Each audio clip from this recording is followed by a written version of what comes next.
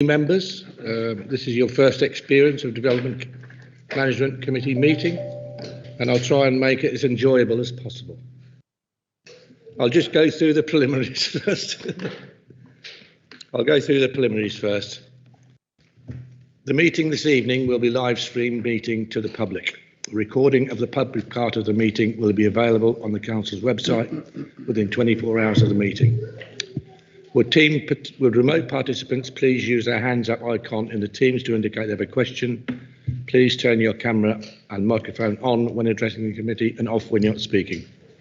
Would members and officers please remember to switch their microphone on when speaking and off when they have finished speaking. Please speak directly into the microphone. The emergency evacuation procedure is turn left, follow the green emergency exit sign to the main town hall entrance and proceed to the assembly point at St George's Square. I'll go on to the apologies for absence. I think we're all here tonight. Good. Now, minutes of the meeting of the 19th of April and the 23rd of May. Okay to sign those? Those that were here last time? Agreed. Section 106 of the Local Government Finance Act. Any declarations? Any disclosures of interest tonight? You can either disclose their interest now or when the item's called. Excuse me, Chair. Councillor Franks. I have had an exchange of emails with the applicant, not the applicant, I'm sorry, one of the objectors of the Somerset Avenue. We discussed in that exchange the process and the procedure. We discussed the difference between planning and building regulations. We did not discuss the merits of the application, and I do not consider that I have an interest to declare. Yeah, that's fine. Okay, I'll go on to the agenda now. And I'm going to take, we got any urgent business? I missed that. Any urgent business? None, Chair. I'll reference some committees and other bodies. None, Chair. Yeah, there are people to speak tonight, and I've adjusted the agenda. The first one I'm going to deal with is item 12, former Vauxhall site, Napier Gateway, Kimpton Road. And then I'll deal with Glenfield Road, Somerset Avenue, Main Avenue, the Honda site, Cumberland Street, and Wyvern Close, York Street. Okay, so the first one tonight is the applicant here tonight, Richard Garside. Yeah, okay. I'll call you forward when the officers finish speaking. Okay, so we'll go straight on to the former Vauxhall site, Napier Gateway. Clive Edwards, please. Thank you, Chair. This is an application to vary the current Section 106 legal agreement, and it's known as a Section 106A application. Attached to the existing planning permission reference is 22/00201/MMAMD. There is no update on this application, and it is as per the published committee report. There's only one slide to take you through. It just denotes the application site. You can see in this slide it's outlined in red. It's adjacent to Kimpton Road and is opposite the Hampton by Hilton Hotel car park. Members will see from paragraph 20 of this item that the only material planning consideration in this instance relates to an assessment of the applicant's submitted financial viability assessment. And this viability assessment has concluded that phase 2 is unviable with the currently agreed levels of developer contributions for off-site affordable housing, education or waste management. Given this conclusion, the local planning authority has requested and has received an independent review of this assessment by Chris White, Land Strategies, and Chris is with us tonight virtually. The report from Chris White concludes that the scheme with Section 106 contributions is not viable. The result of the independent viability assessment therefore puts the council in a difficult position. If the council were not to accept this position, possible outcomes could be the applicant walking away from a half-built-out site without phase 2 and the important integrated landscaping between phase 1 and phase 2 coming forward. Alternatively, it may result in the council having to defend this position when an independent expert has concluded that the scheme is not viable with the contributions requested. Officers' view is that whilst the results of this independent assessment are disappointing, they should be accepted. Phase 2 would provide an additional 592 new homes, where there's been a recent improvement to the mix of units through the grant of planning permission reference 21/00989.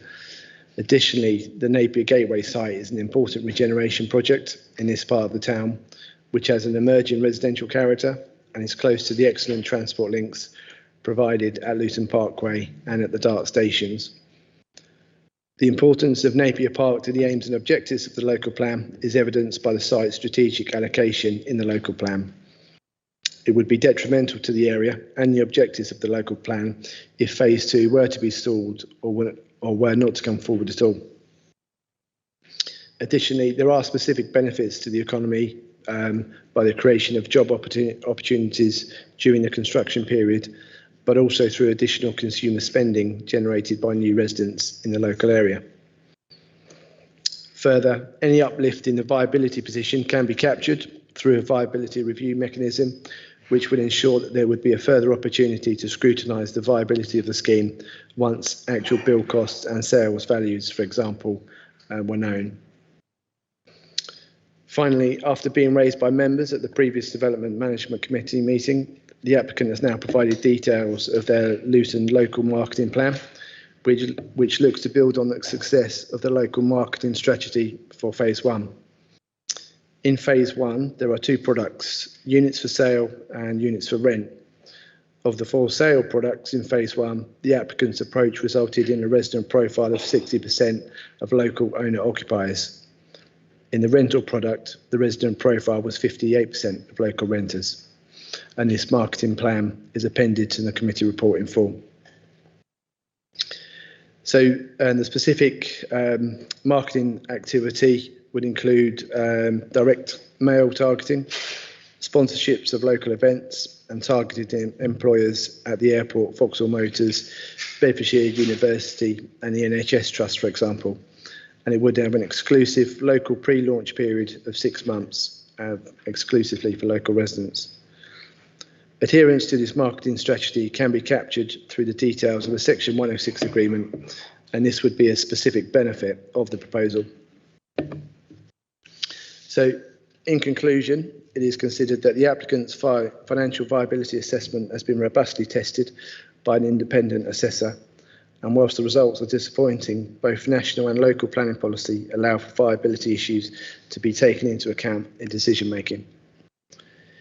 It is unfortunate that the off-site affordable housing contribution and other Section 106 contributions will not come forward in this instance, but it is considered there will be wider benefits associated with the regeneration of the site, job opportunities and additional consumer spending in the local area from new residents, and also the opportunity to further scrutinise viability through a viability review mechanism.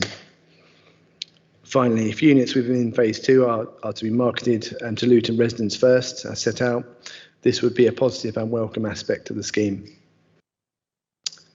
Even with these benefits, foregoing any off-site affordable housing contribution or other Section 106 contributions is a significant compromise on behalf of the council. However, the alternative could be this part of the site not coming forward or seeking to defend a position which independent advice advises not to accept, which are considered to be worse options in this instance. Accordingly, the recommendation is to accept this viability position and to vary the Section 106 agreement accordingly. Thank you, Chair.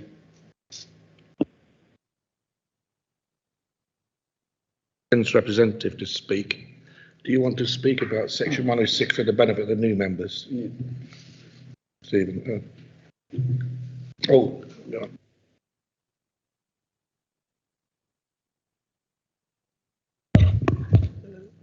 Evening, everyone, and yes, please, Chair, if I may. So you may have heard Clive Inwood's refer to the viability review mechanism, and that is what's referred to in the recommendation for this report. which basically means removing the affordable housing contribution and the other Section 106 contributions that are currently included in a completed Section 106 agreement. And that is what the applicant is looking to amend via Section 106A, the Town and Country Planning Act. When developers submit viability assessments, which is at the application stage for a proposal, that is independently assessed. And you would have heard there's a gentleman called Chris White online who is our independent VR assessor. In his view, the assessment that has come in stacks up, i.e. there is no viability in the development to allow now the 106 contributions to come forward. That is a decision for you to make as per the application. The way the viability review mechanism would therefore work if you were minded to agree with the officer's recommendation and therefore amend the Section 106 agreement and therefore excluding all those contributions from being paid up front, they may be payable if upon a further viability review assessment, an assessment of the viability position would be an obligation in the agreement to be submitted at some point, somewhere down the line of the development actually taking place, because then you're not crystal ball gazing in terms of the projected costs, you have actual costs. And it's then that assessment which would go, paid for by the developer, would go to, again, someone like Chris White, who would compare and contrast.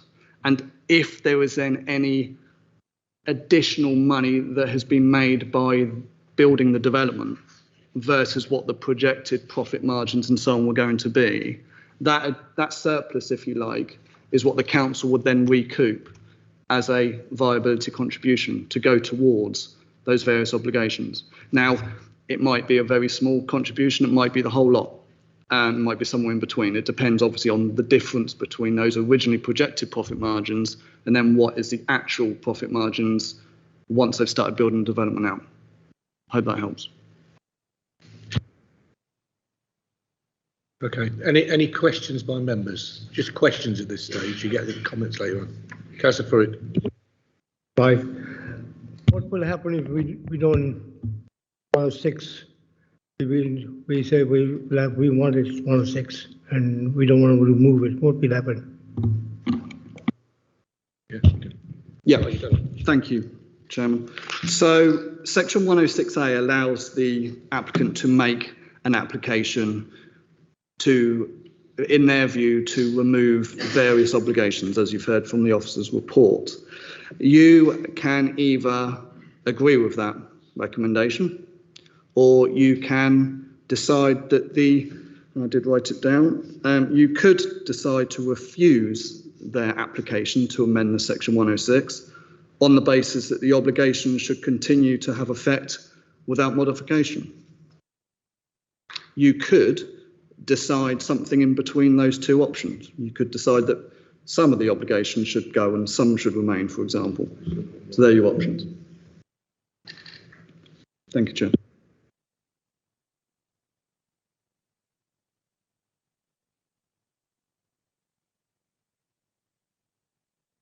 Thank you. Just to follow up, thank you. They do have a right of appeal if indeed it was refused to the planning inspector. Okay, Richard Garside, the representative. Sorry, Chair, I had a question just before. Yeah, that. question please. Yeah, Councillor Steer. Did I hear correctly that the marketing of the properties and the estate could be put into Section 106? Have I heard that correctly? Good evening, members. I'm Sunny Sahadban, Head of Planning. In answer to your question, Councillor, yes. If the marketing strategy is, in principle, something members would like to include as part of the Section 106 agreement, we can incorporate the marketing strategy. We can ask for more from the developers than they're offering. That's again something in your gift to debate and include if you so wish. So the marketing strategy that's in the report can be amended if members so wish.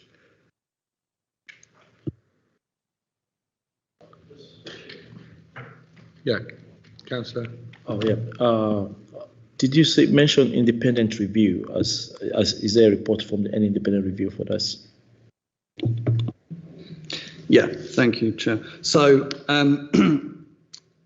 if you were minded to go with the recommendation and therefore include the viability review mechanism, the developer would need to submit at a particular trigger point, i.e. after a certain number of houses have been built.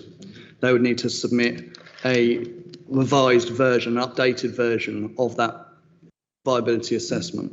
That assessment would then be independently assessed by, I mentioned Chris White or someone from his team, which the developer would pay for. So we wouldn't take it on face what the developer says. It would then be independently assessed. And indeed, just to reiterate, the viability assessment that has come in that has triggered this 106A application has similarly been independently assessed. And in the independent assessor, Chris White's opinion, we should take what they have said as correct, i.e. there is no profit margin to allow any 106 obligations in this case. Other questions? I'll ask the applicant's representative, and members may wish to ask you some questions after you've spoken for 5 minutes. Okay, so you've been here before, so you know how the system works. Well, thank you and good evening. I'm Richard Garside, Head of Development Consultancy at Newsteer and a registered valuer. I act on behalf of the applicant, and I'm here this evening to tell you why we're having these viability issues that are being discussed, and why, if we can't do something to change the scheme or the 106 agreement, this scheme is in danger of not proceeding. Since the applicant purchased the site, they've been working closely with the council to try and ensure its delivery throughout. The developer has been actively engaging with local community and has restored war memorials, been engaging with charities, local employment contracts, and supporting students at Bedford University. And hopefully with phase 2 coming forwards, they can further strengthen these ties. So what is the issue here? The site had a permission prior to my client purchasing in 2018, and at the time of that permission, the build cost expected for the scheme was £180 a foot, and the values were expected to be £450 a foot. At the time, this viability assessment was undertaken, and it showed that the scheme could viably deliver affordable housing and the other planning benefits which went into the Section 106 agreement. So what has changed? This is particularly the case here, that build costs have increased in view of it being a high density residential scheme. Added to this, values have not increased, and there's been a very slow rate of sales. At the time of the build out of phase 1, the build cost had actually increased from £180 to £200 a foot. However, values had remained at £450 a foot. As part of the delivery strategy to ensure viability of that first phase, the affordable housing was pushed back into the second phase, and this allowed delivery of that first phase, albeit at a much lower profit level than might be expected normally. Build costs, unfortunately, have continued to increase, and my client now has a fixed price contract in place with a house builder to build out the scheme, and this equates to £250 a foot. That's an increase of 38% from the original figure when they bought it, and the equivalent of nearly £32 million of additional cost. But as I've said, unfortunately, values haven't gone up, and in fact, they have dropped recently. On this basis, even with the land value written down to a minimal level, my client will only make a small profit, which will be insufficient to cover the cost to date, but will reduce the losses on the site and the continuing hold costs, which are very significant. And this is the sole reason that my client would proceed on this basis. Is this unusual in Luton? I'm afraid it isn't. I've done a number of viability assessments here, as has Chris White, and we've seen that it is difficult to get things to stack up. I recently assessed this 406 unit scheme, which only provides 8 affordable units, and it is, I'm afraid, really difficult with build costs being so high in the current market and values not being as what you'd like them to be. So, in relation to surrounding towns, these will be affordable flats because the rate, as I've said, the sales rate is relatively low at £450 a foot. In surrounding towns, you're looking at much closer to £600 a foot. So, in relation to that, they are relatively affordable. Finally, my client will also agree, as has been mentioned, to a review clause which will ensure that there is any additional value to come out of the scheme, then the council will benefit from that. In this case, the developer is willing and able to commit to a start on site this summer and deliver not only further good quality housing, but also to add to the sense of placemaking in Luton, which will assist and encourage further development. It will also deliver council tax benefits, business rates, receipts, inward spend of the many hundreds of contractors on site over 2 or 3 years, inward spend from the new residents of the 592 units, and completion of the central boulevard between phase 1 and phase 2 and the local urban park opposite Dart. It would also then hopefully lead to phases 3 and 4 coming forwards, and it should be noted that it has delivered 627,000 in education contributions to date. I would note that the council's own independent expert has said that he is of the same view and the scheme is not viable. I would therefore urge you to allow this amendment to the Section 106 agreement to ensure that development happens and this doesn't sit as an empty site for many years to come, which would be of no benefit to anyone and would make the future of delivering it even more difficult. Thank you for your time. Yeah, thank you. Any questions by members? Also that Chris White is online, who does the viability assessments, if anybody wants to ask a question of Chris White. But any questions to Richard? Any questions to Chris White, viability? Okay, thank you. Stand down now. Now go to comments. Councillor Franks. Just a couple of things to say, really, Chair. I mean, we in Luton do seem to get more than our fair share of developments that aren't profitable enough for Section 106 commitments to be honoured. And that in particular, I'm talking here about affordable rent housing. We don't have much choice but to accept the assessment that we're presented with, that this development can't produce the 106 commitments that were originally entered into. I do think it's important we pick up Francis Steer's point, for example, that the local marketing scheme should also be a part of the revised 106 agreement. And having said that, yeah, that's all I've got to say. Any further comments? Okay, there being no further comments, then I'll move the recommendation, which does include a scheme for providing marketing of phase 2 units to residents first, which was in the original one. So I'll move approval. Is that seconded?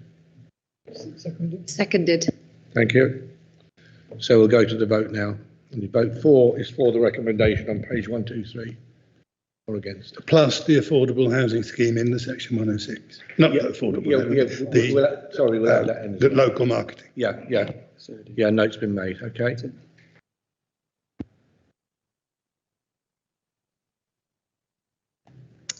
Councillor Akon. 4. 4. Councillor Gisola. 4. Councillor Bridgen. 4. Councillor Chowdhury. 4. Councillor Farouk. 4. Councillor Franks. 4. Councillor Mead. 4. Councillor Miller, 4. Councillor Raja, 4. Councillor Steer, I'm last, am I? Yes, 4. Thank you. Councillor Taylor. 4. Unanimous. So that's Carried. unanimous. So the recommendation has been passed. Okay, thank you very much.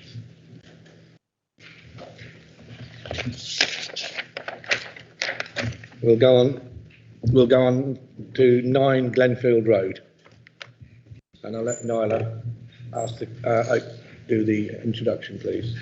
Do the report. And we've got two persons down to speak. I think they're both online. Can you hear me? Yes, we can. I think one of us is going to speak. I just want to ask Craig, do you want to speak or do you want me to speak? I can speak fine, Major. It's no problem at all. I can speak. Excellent. Okay, so Yeah. we'll just have one person speaking. One person speaking. Okay, yeah, that's fine. You can hear the proceedings. Yeah, absolutely fine. Yeah. Okay, Nyla, over to you. This application is subject to a written update that summarises the comments received from the two additional representations received in response to the reconsultation carried out on this application. The application site, if you can just on the look, the application site is a modest detached property located in a small cul-de-sac consisting of 5 properties. The surrounding area is residential in character and consists of a mixture of detached and semi-detached dwellings. The current proposal, next slide. Yeah, next one. Yeah. The current proposal is seeking to convert the existing dwelling house to a children's care home, which is Class C2, for a maximum of 3 children aged between 7 to 18 years with behavioural, emotional and learning difficulties. The proposal is seeking no external alterations to the building or any major internal changes to the layout. There would be a maximum of 3 staff and a manager. Residents have raised concerns regarding the impact of this development on a number of issues regarding to the principle of development, impact on the character of the area, effect on the amenities of adjoining residents and parking. These form part of the material consideration and will be viewed as part of the material considerations. On the issue of principle of development, local residents have raised the concerns that the proposal will result in the loss of a family dwelling.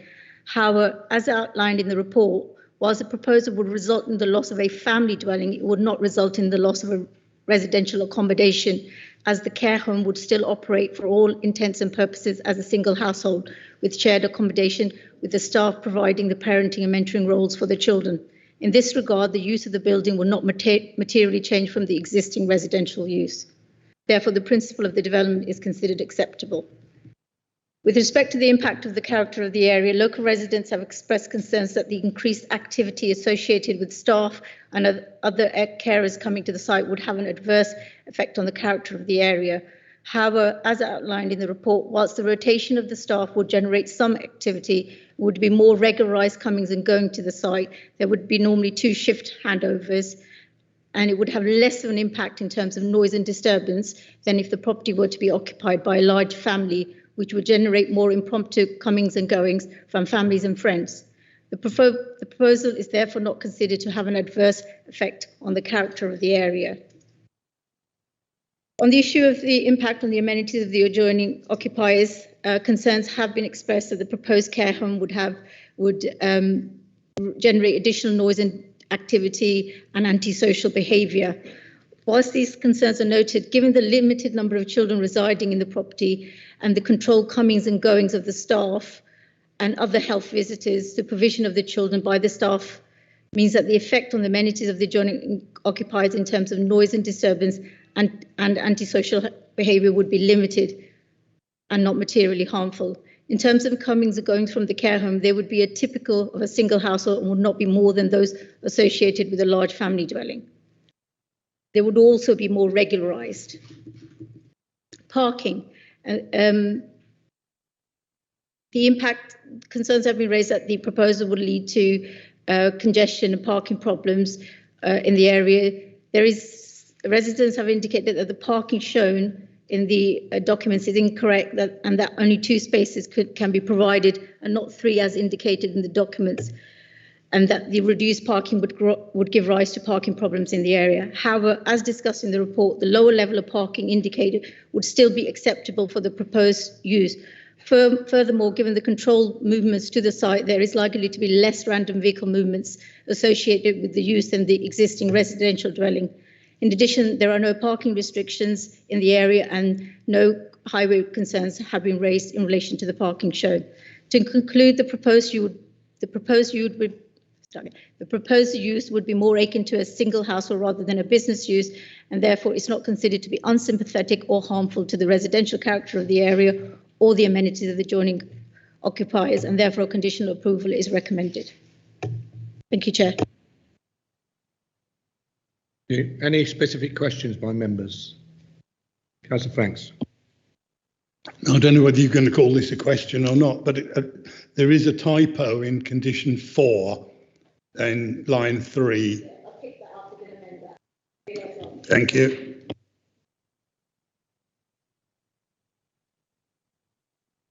Yeah, Councillor Clive Mead.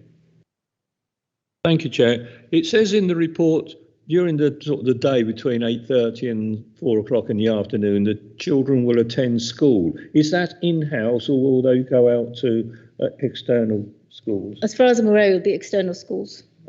Thank you.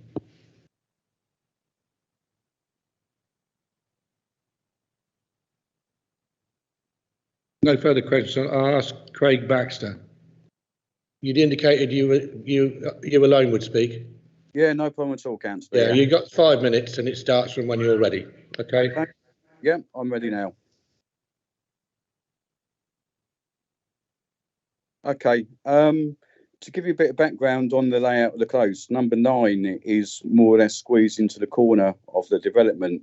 It's a privately maintained close where, to give you an example, when we put our bins out in the evening, we have to take them out from the close down to the bottom. Any sort of additional services, broadband, can't be implemented within a development because you have to dig up the driveway, and all the 4 residents or all the 4 households are responsible for the upkeep of the driveway. Is the applicant aware of this? The thing I would say as well is that it's, I think point 17 within the report says that the residents will operate as a single household. Now, I mean, I'm speaking on behalf of the other residents within the small development. There has been a precedent set where children are not able to class the residents as a single household, bearing in mind that these are vulnerable children, unless a carer is permanently resident. Now, what we note from the report is that none of the staff are going to be permanently living there 24/7. I imagine that there will be a turnover of staff per se, as there is. And to all intents and purposes, it's the questions asked: is this against the law? The short-term changes which affect the children, specifically with staff, i.e., not actually operating it as a single household. The other thing we'd say as well is that, is a single household something where we have potentially 3 children in residence, come-ins and go-ins with 3 separate social workers for the children, therapists, educational therapists, and this we would propose is not associated with a normal residential dwelling. The increased pressure on parking, again, you'll note from the drawing that number 9 is up in the corner, and they only have 2 parking spaces. Anything other than 2 cars infringe on the property of the other properties within the development. And of course, the concern is with this is that when they shift change over at night, where are these cars going to go? Are they going to block other people's driveways? Also, on the report, what we've noted is that the Director of Children's Services has commented on the bedroom sizes. The National Space Standards, again, which is research that we've done as a group of people, is that the width of children's bedrooms need to be at least 2.15 metres, whereas bedrooms 3 and 4 are only 1.92 metres wide. Now, this goes on the notes from the estate agents, so that's what we're going. So what we're saying here is that bedroom 3 is 11% smaller than the recommended age for children of under 10, and bedroom 4 is 19% smaller. So again, you know, is this going to be recommended? And we'd like to really expand on the Director of Children's Services comments. And then finally, what we have noted is that within the Luton Borough Council report from 2022, Luton has a very high level of housing need, and housing delivery has not met the acute need for national or for family-sized homes. This residential or this conversion is taking away the immediate need in the area, goes against Luton Borough's Council's prioritised obligation. And we've also noted that the officer has commented, if I can find my notes here, that they are open to support people outside of Luton. Now, we think that this is contrary to Luton's stated policy and need. Again, these are comments that we've put together. So if there's any questions, you know, please feel free to fire those at me and I'll try and answer them. Thank you. Thank you. Do you want to speak? Use up the rest of the time? 30 seconds.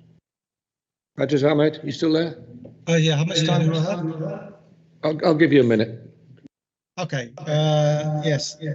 So the main thing that I wanted to point out on point 23, it has been stated that there are fewer children in the residence, and with controlled access for comings and goings, there would be less traffic than a normal family size of activity. This is highly subjective, and planners in other councils have said for similar applications, the coming and goings at home may differ from the level of activity beyond that which would normally be associated with the dwelling, as there are 3 distinct families tied to the individuals, included but not limited to staff presence, visiting professionals such as social workers, therapists, educational specialists, healthcare providers, support staffs, etc., which in our view is not typically associated with a residential dwelling, and actually is defined as a commercial dwelling. So I think that's a main point that I would like to point out, in addition to what Craig has said. Thank you. Yeah, thank you very much. Any members' questions to the objectors? Okay, yeah, thank you very much. I'll go to comments now from members. I've got a question for the officer linked to what Yeah, no, that's fine. Go ahead, please. Sorry, I didn't have my mic on. Thanks, Chair. Just to repeat, I've got a question to the officer linked to a couple of the points raised by the objectors. So in relation to the national space standards, there's a comment about maybe some of the rooms being too small. Looking at the report, it says not applicable. Is that because it's no longer a residential property? Yeah. This is an existing situation. So again, the space standards relate to residential accommodation. If you're creating new, this is an existing. When this property was built, there was no residential standards there. So it's what it's there. And again, I think the sizes vary. I think it's 7.5 square meters for 1 person unit. And then obviously, if it's a double room, which these won't be, it's the 11.5. Thank you. Sorry, can I make a point? Sorry, can I make a point on that, if possible? Sorry, you've already spoken. It's members only now. Okay. And then my other question is just to confirm my understanding. They mentioned about maintenance of a private driveway, but as I understand, that's not a planning matter. That's a civil matter. That's a civil matter between the parties. Thank you. That's my questions, Chair. Yeah. Can I similarly confirm that staffing issues at Children's Home is not a planning matter? Issues in what context? Well, one of the objectors mentioned about the level of staffing at the home. In this case, there will be three maximum 3 staff members for the 3 children and a manager. There will be social cares, but I've said in the report they come every 6 months. There won't be like on a regular basis, there'll be 6 months, and a lot of the visits are taken away from the site. That's what the applicant has indicated in his operation management. Sorry, my question was, that is not a planning issue though. I mean, it is a planning consideration in terms of how many staff are going to be there and whether they're going to create issues regarding impact in terms of comings and goings. But in this case, given the limited number, it's not considered an issue. Okay. In planning terms. Yes, Stephen, do you want to? Yeah, thank you, Chair. Yeah, comings and goings is a material planning consideration. What Mr. Baxter said in terms of the comings and goings from the position of the children and whether that is legal or not, my ears pricked up when that was said. I do not know if that is the case or not, but what I do know is that's not a material planning consideration. So, yeah, thank you, Chair. Any further comments? I think the issues remain. The recommendation is for a children's home, and if they, I mean, the best place for them to be is near local schools in a residential area, not out in the middle of nowhere. There's no loss of a house. The house will still be there. There are no external alterations, no internal alterations either. There are no alterations to the house at all. There's 24-hour cover and no objection by highways. So unless there are no further comments, then the recommendation is to approve. I'll move approval. Is that seconded? Seconded. Go to the vote, please, Bert. Councillor Khan, 4. Councillor Ajisola, Councillor Bridgen, 4. Councillor Chowdhury, Councillor Farouk, 4. Councillor Franks, 4. Councillor Mead, 4. Councillor Miller, 4. Councillor Raja, 4. Councillor Steer, 4.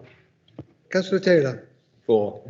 Unanimously carried. So that's Chair. unanimous, it's carried. So planning permission has been granted as per agenda. Thank you very much. We go on, which is 73 Somerset Avenue. Over to you, Nan, and we've got two people down to speak. That's in person, Rachel Weatherhead and Thomas Clark. Not yet, not yet. Hold it. The officer will do the report first, and then questions by the members, and then I'll ask you to come forward. Okay. Good evening, chairs and members. Item 9, 73 Somerset Avenue. The application has been called for the committee because it received more than 4 objections. And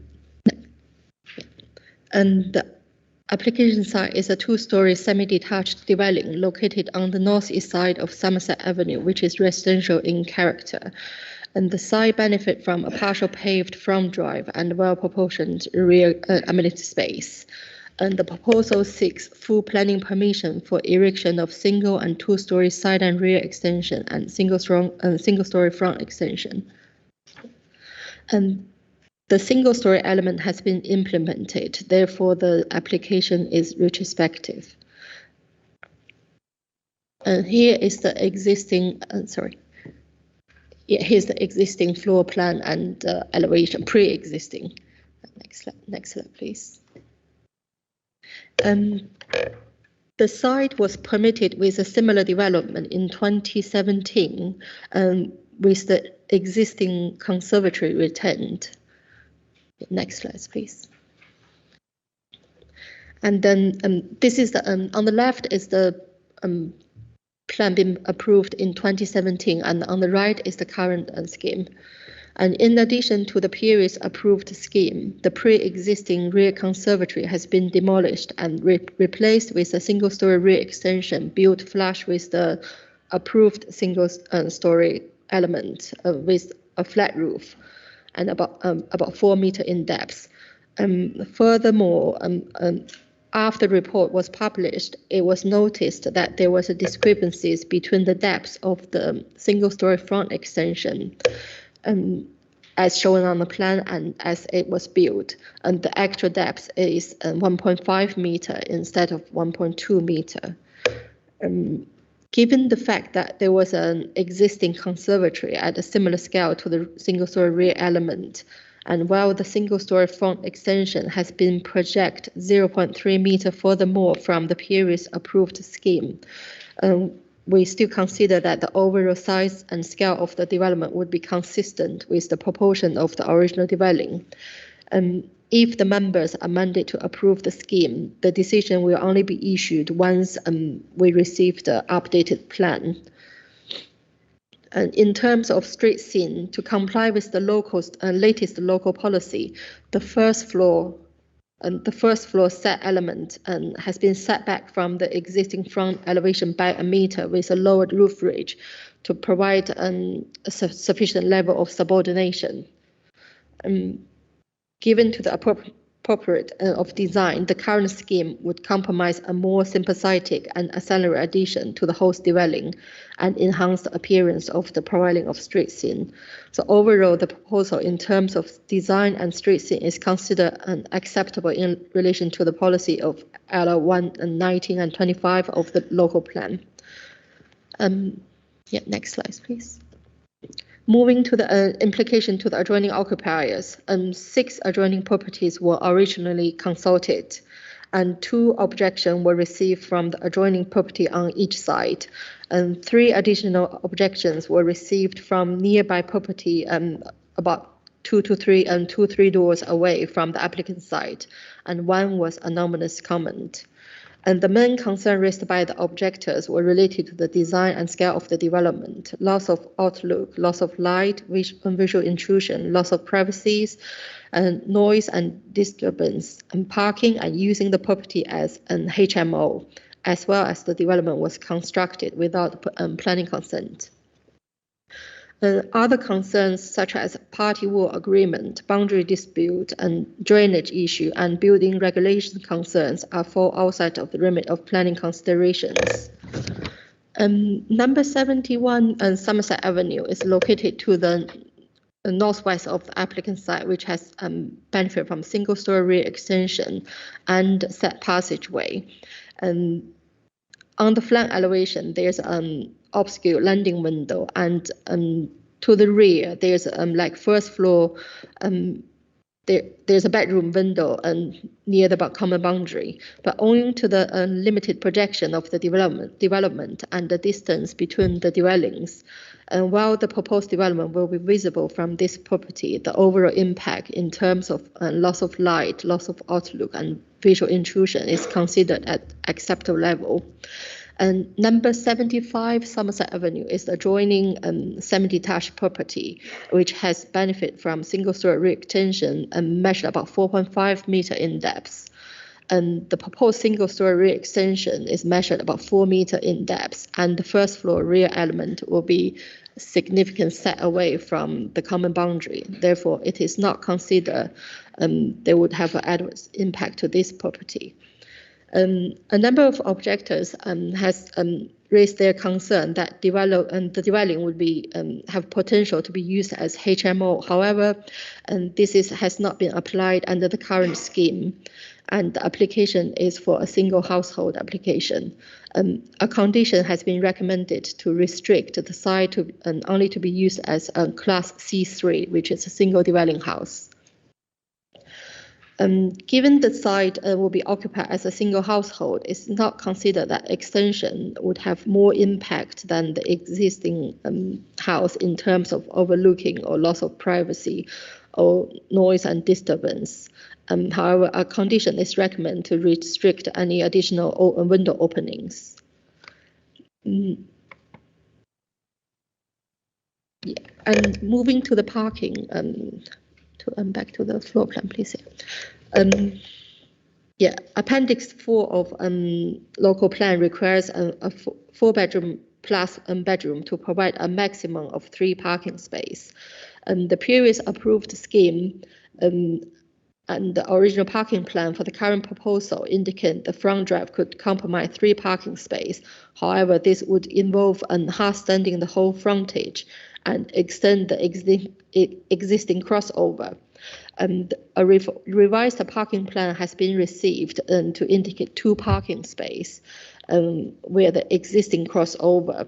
And due to the discrepancy of the depth of the single-story front extension, one of the parking space may be slightly fall below the standard. However, if they park in a diagonal way, still the front still could compromise 2 parking space.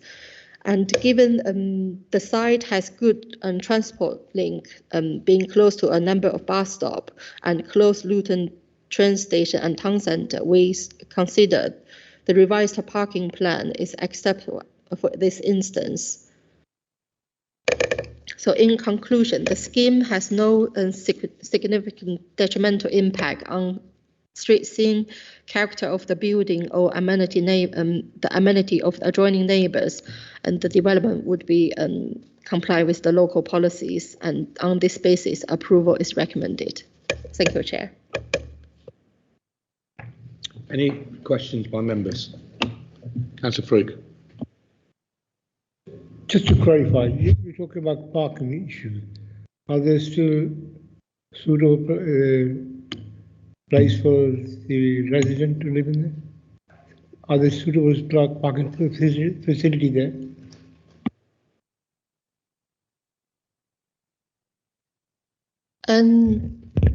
Sorry.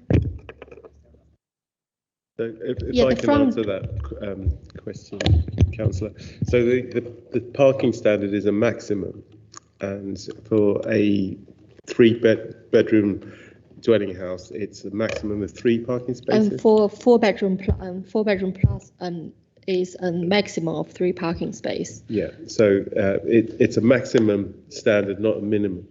And whilst I'm answering this question, I can just sort of clarify for members the situation regarding the discrepancy with the plan. So as after the report was published, one of the objectors who will be speaking today has pointed out that the plans that were submitted doesn't quite match what was built on site. So it's a retrospective application. We've got out and measured, and the objector is correct. There is a discrepancy. The solution is an amended drawing that reflects what's been built. We've assessed it, and we still think the scheme is acceptable. But obviously, the plan that's been submitted with the application is incorrect. So, as the case officer has mentioned, the idea is that we will update the decision notice before we issue the decision, if members are minded to approve the application today. So the recommendation in the report changes slightly. So if you're minded to approve, you're delegating authority to us as officers to accept the amended drawing. So in terms of the amendment, we accept that the design is still acceptable, and also the parking arrangement, because the extra depth, one of the parking spaces, the car wouldn't be able to park unless it was parked slightly diagonally. We've checked with the council's transport officer, who considers that arrangement is acceptable.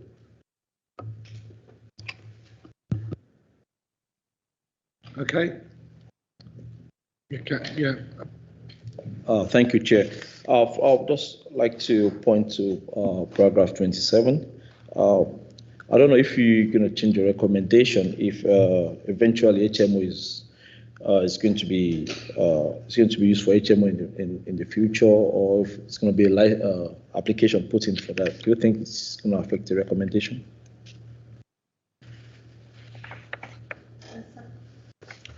Okay, in point 27 it says the HMO has not been applied for at this time. So I'm asking if HMO is being applied for later in the future, or with an insight, do you think it's going to affect the recommendation that approval should be granted? That will be subject to a separate application, and then because for this application, we have restricted use. So if, which means the applicant or any future occupier, they cannot convert this house into HMO by under permitted development. So if they want to do so, they have to submit a change of use application, and we will do the assessment from there. Just one more, Chair. Just going to quickly look at the 0.36 statistic, which says there's going to be some loss of existing lawn as well, which means there will be some natural, where water goes down the lawn. I don't know if is part of the design. Is there going to be a manhole around that area? It's going to take in the water, or I raised this because of some of the things I see around where the water clogging when there's no lawn and everything goes away. There are certain streets in the town that have got no grass at the front at all. They've all been converted into parking spaces in the central areas. So I presume that what they're doing here is the minimum amount to get a car in the space. But yeah, there's not really a lot we can do about it, to be honest.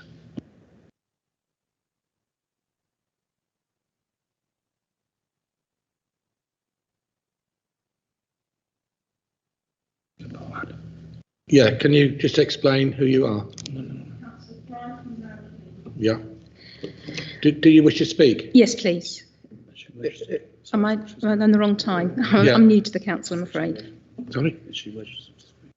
Yeah, if you could let us know if you intend to speak another time. Okay. I don't want to stop ward councillors from speaking, but it would be useful if you just emailed in that you intend to speak, and I'll put you on the list. To be honest, I only realised that this issue very late last night. I'll let you off for that. Thank you very much. But I won't next time. I will bear that in mind for future reference. Thank you very much. Chair, I did advise you yesterday that Councillor Fry was coming and would want to speak.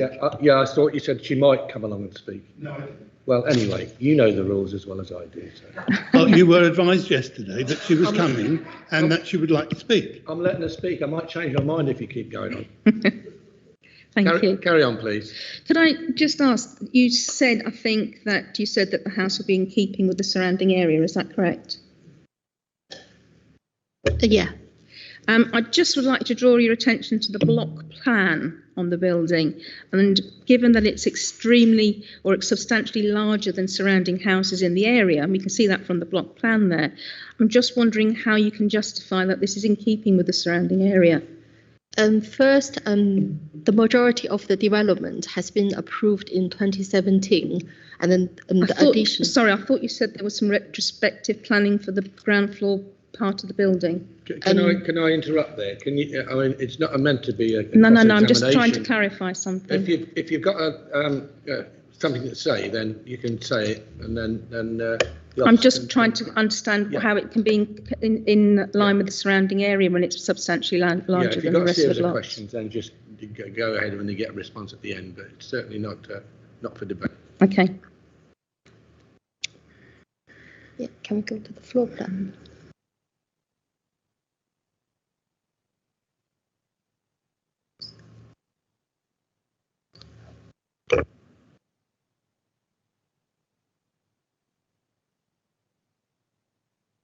To say what I'd like to say. Oh, thank you. I mean, I'm just saying I'm looking at the block plan and the retrospective planning permission, and I believe that the dwelling is substantially larger than the original planned. I'm concerned that if members approve the plan today, that the existing construction will be out of keeping with the surrounding area, and therefore that will be out of keeping with the area, and it will be detrimental to the local area and the local dwellings in that area. Thank you.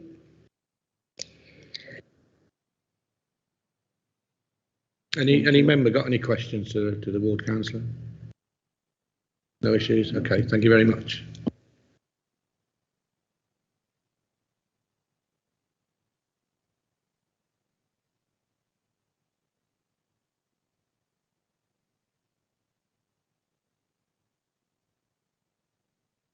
Rachel Weatherhead, Thomas Clark. Do you want to take? You got 5 minutes. Do you want 2.5 minutes each? Okay, that's fine. That's fine. Okay. When you're ready. I own number 75, which is the property next door and attached to 73. Firstly, we've not received the legally required party wall notice from the applicants. We've not given them permission to attach to our wall, yet they've attached their extension to our wall regardless without planning permission. We have not received the legally required excavation within 3 metres notice, yet they dug their foundations right up to our property regardless. The proposed plans will more than double the original house footprint. In fact, the area will be 110% bigger than the original house was when it was built. Your own LLP 19 states that extensions are to be in keeping with the scale of the original property. 110% is absolutely not compatible with that statement in LLP 19. We're pleased that your planning report has a recommendation for this not to become an HMO, as there are legitimate concerns that it could become one in the future. The new room at the front is labelled as a study in the plans, but has been tiled and has a shower installed, so it's clearly a bathroom, which along with the proposed 5 bedrooms in a supposedly family home strongly suggests their ultimate goal is an HMO, or could be in the future, which is totally out of keeping for this residential area. My wife is a childminder. We have children playing in the garden. No parent is going to be happy with their children being overlooked by potentially a load of single men in an HMO. This could become a safeguarding issue, and it could drive her out of business. By permitting the extra bedrooms upstairs to be built, gives this the potential to become an HMO in the future. The Council's planning portal for this retrospective application shows a file labelled Certificate B. When you open that file, the contents say Certificate C. So which is it, Certificate B or C? As a Certificate B, it is invalid because we have not received the notice to owners to which it relates.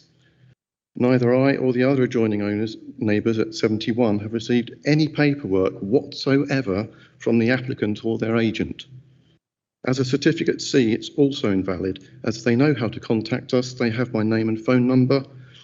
It's also invalid as they haven't filled in the newspaper name, date of publication of the notice, or the steps to contact us. There are 4 missing items of paperwork.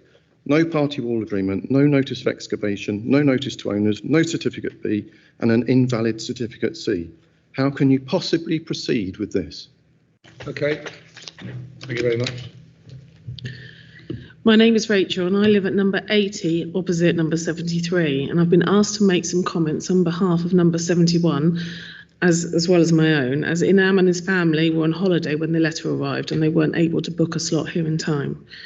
I'm also concerned over the immense spread of this extension. As Tom said, it's 110% the original footprint, and when number 79 tried to extend their property 2 floors just to the back and not to the side like this, it was rejected by the council in 2013 as blocking light.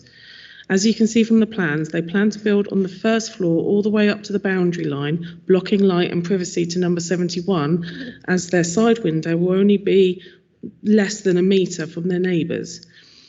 As the plans keep being resubmitted to reflect how they've already built, how can we trust that they'll adhere to any plans that are currently online? The extension of the front door, they call a study, is in bathroom. And on the plans, it says it comes out 120 centimetres, but it is in fact 152. See the photos. I believe number 73 have a total disregard for the authority of their council and have texted exactly this, saying we can do whatever we like on our property. I know this is a planning meeting and the issue of quality of build isn't as relevant here, but that is because this meeting would normally happen before it started.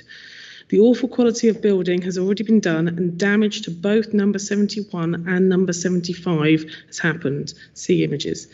This now becomes a safeguarding issue as there are young children on both sides. I believe the only reason to have this building extended as a property of people who don't live here or even in this country most of the time is to let it out as a HMO. As they've said themselves, they can do whatever they like with their property.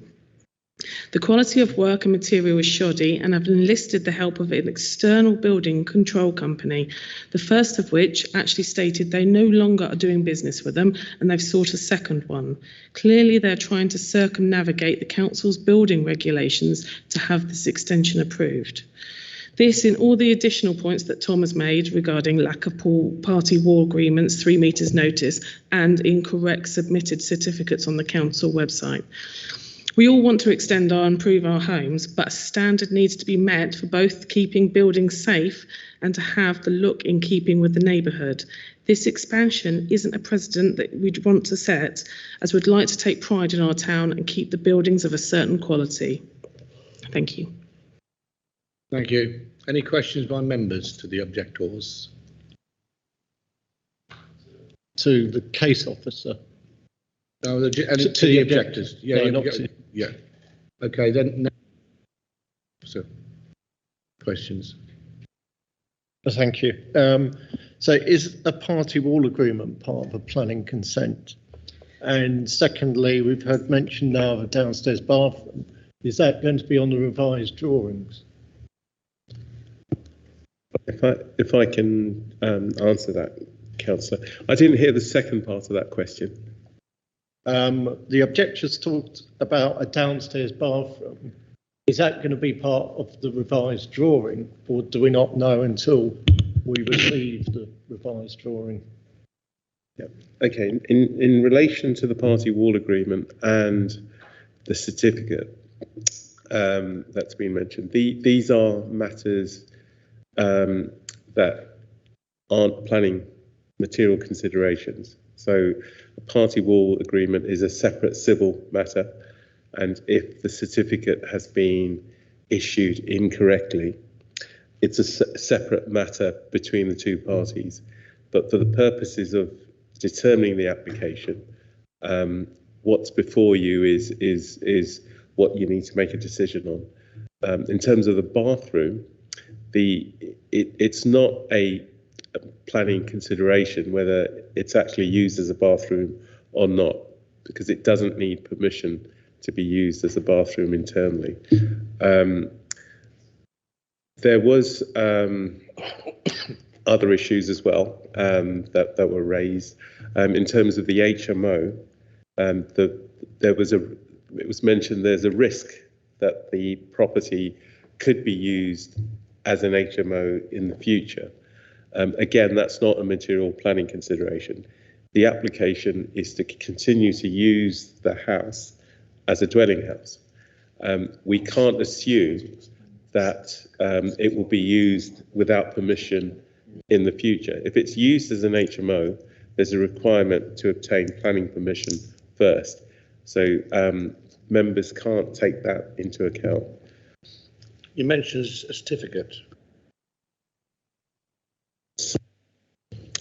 So when a planning application is submitted, one of the requirements of the planning application is to complete a certificate to declare the applicant's relationship with the application site. Usually it's certificate A, which means the applicant is also the owner of the site. There are other certificates, B, C, and D. B is if you're applying and the site or any part of the site doesn't belong to you, but you know who the owners are. So you'd fill in details of who the owners are, or the other interested parties, and there's a requirement that you let them know that you're applying. So using Stephen Sparshot's previous example, you can, as an individual, apply to redevelop Buckingham Palace, as long as you serve notice on the King now, I'm showing my age, if you serve notice on the King that you're making an application on Buckingham Palace. Now, certificate C is if you don't know who the other interested parties are. So in relation to this application, I think that there's a question mark of whether it should have been certificate B that should have been signed or certificate D. But in terms of our assessment, it shouldn't make any difference, because what's before you is the material considerations of whether what's being proposed is acceptable or not. Now, if there is an issue around correct certification, that remains a matter that can be dealt with outside of the planning process. It could be a civil matter between the parties involved.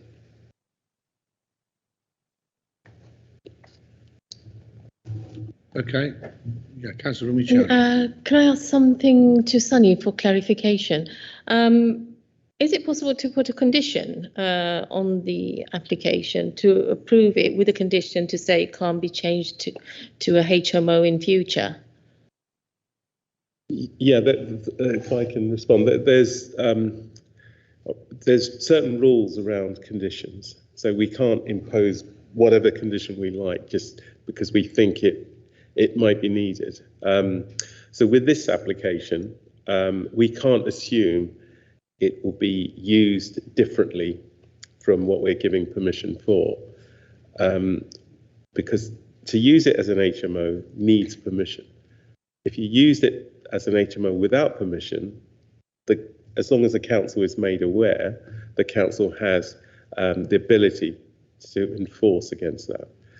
As it so happened, because of the concerns raised, there is a condition that we have included, but it's worded in such a way that it meets the tests, the legal tests of including conditions. So whilst we're not saying you can't use it as an HMO, we're saying you have to use the property as a dwelling house. So it's a condition 5 in the report.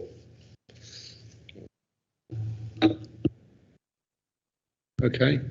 It sounds a bit complicated, but I think we've got to comply with planning legislation. Any further questions? Ms. Rook. What have been raised by the resident? Can we look into that matters also?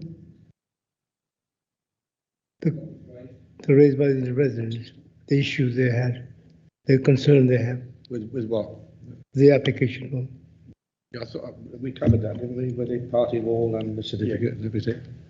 Yeah, and that's an issue that we forgot. Was there any that you want to bring up? Yeah. Comments, Councillor Franks. Okay, I know Somerset Avenue very well. It's predominantly 1930s 3-bedroom semis, for a few exceptions to this, but that's the overwhelming majority of the houses there.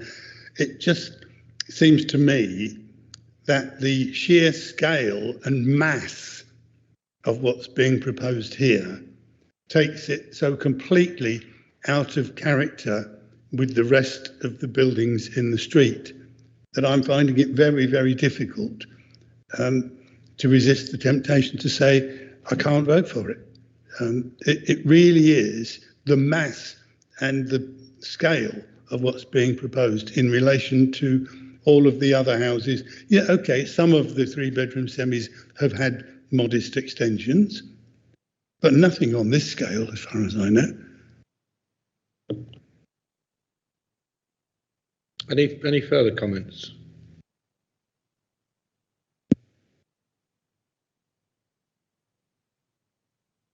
Oh, you got. Thank you, Chair.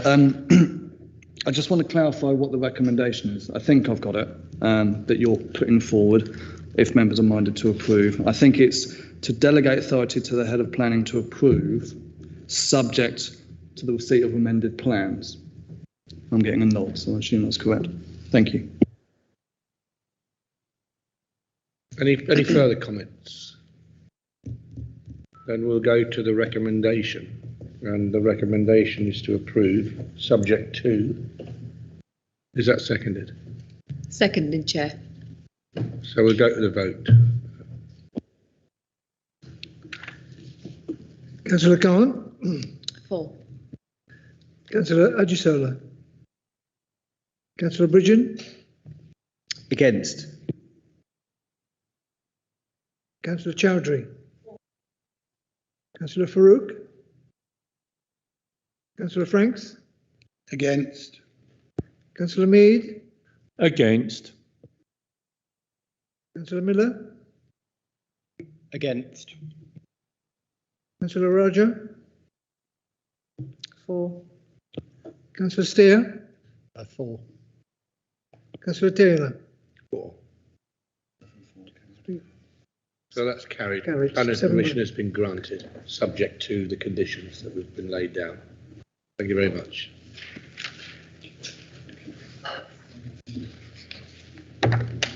we'll go on the next one, which would be Cumberland Street, former Honda site, page 65.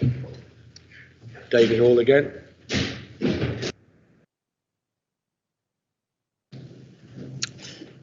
Thank you, Chair. Members will have received the update sheet. There's just one correction, that the reference to the monitoring fee should read £10,000 and not £5,000. Other than this, there's nothing further to add to the matters raised. If I could have the first slide, please. Outline planning permission is sought for the erection of a 12-storey residential block comprising of 207 residential apartments with access, parking and associated developments. The mix of the units would comprise 96 one-bed, 93 two-bed and 18 three-bed. As set out in the report, the application benefits from the grant of planning permission for a 9-storey block of flats. If I could have the next slide, please.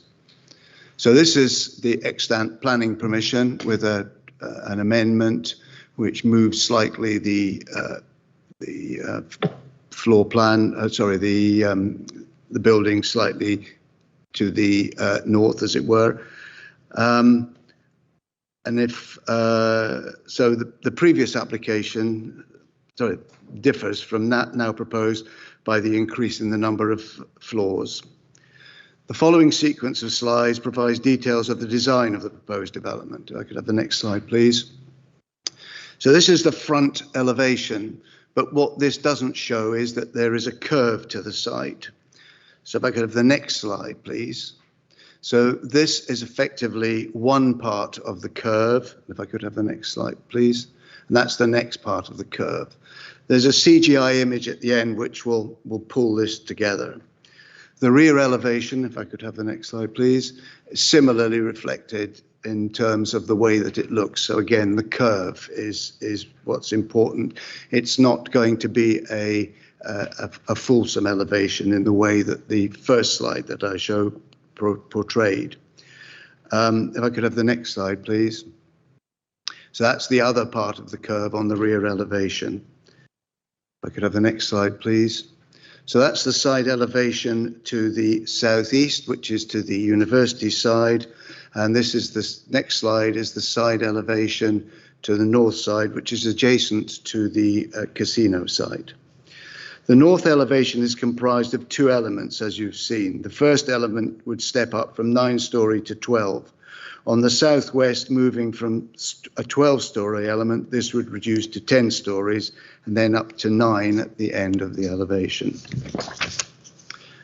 This slide gives context. I apologise for the small scale, but the top slide is the extant consent, where you can see the relationship of the proposed building, which is on the left, in relation to a development which has been proposed, which has been approved on the right, which is for 21 stories. The slide below shows a street perspective of how the new development would look in relation to similarly to that development on the other side of the road. It's a street perspective. If I could have the next slide, please. So this is the ground floor plan, which is typical of the layout of the other floors. The next plan, please. And that's an upper floor showing the first floor level. If I could have the next slide, please. So this is the perspective, the CGI, which would show the curve. And you can see that there's a transition from the first two elements to the second, to the third element, and it is a natural flow around the corner. Insofar as the internal layout is concerned, each floor has two core service stairwells, which will address fire safety, being described as firefighting staircases. This will ensure compliance with the building regs and will provide for safety for future residents. The main material planning considerations are set out in the report. In summary, the residential development of this site is acceptable in principle. It would make an important contribution to the regeneration of this part of the Castle Quarter, removing an unsightly piece of vacant land in this prominent location and providing job opportunities during construction and operation of the building. As I mentioned earlier, this is a slight variation or a variation on a consent which already exists. The proposal would provide a high-quality building utilising a contemporary design and materials. It would provide a suitable residential environment. It would not result in any significant adverse effects on neighbouring amenity, and access and issues and highway issues are acceptable. Subject to the satisfactory conclusion of these issues, it is recommended that planning permission is granted subject to conditions and a Section 106 agreement as set out in the report. Thank you, Chair. Thank you. Any questions? Councillor Franks. I just wonder if someone could explain to me, please, how this firefighting staircase works. Well, there are two stairwells, one on the left-hand side of the building and one on the right-hand side of the building, and they provide core access from the basement of the building right up to the roof, insofar as core B is concerned, which is the left-hand element. And the right-hand element, it doesn't go up to the top 4 floors, but there's access from the top 4 floors onto the roof, which will allow access onto core B, the other stairwell across the roof. And I'm advised that that is acceptable under the building regs. There was a fire statement produced by the applicant which set out the details and which was considered acceptable. The gateway, which dealt with fire into post Grenfell, come back and said that as far as they're concerned, that it's acceptable. If I could follow that up, please. I hate to keep reminding people that actually Grenfell Tower complied with building regulations, and that didn't stop 72 people losing their lives.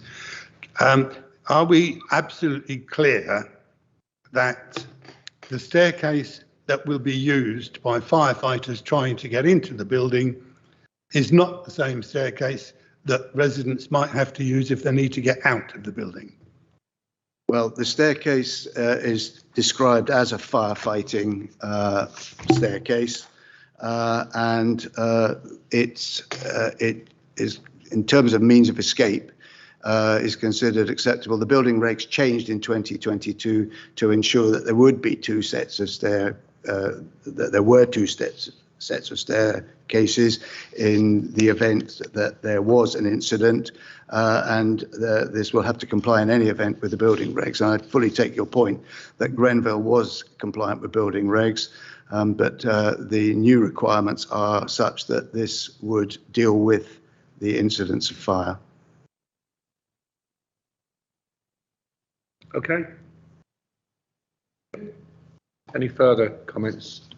Councillor Steele. Yeah, you've used the word acceptable a couple of times in relation to the staircases. Is it possible that the planning authority could set some higher standards than those that are acceptable, or is that not something that would be in our gift?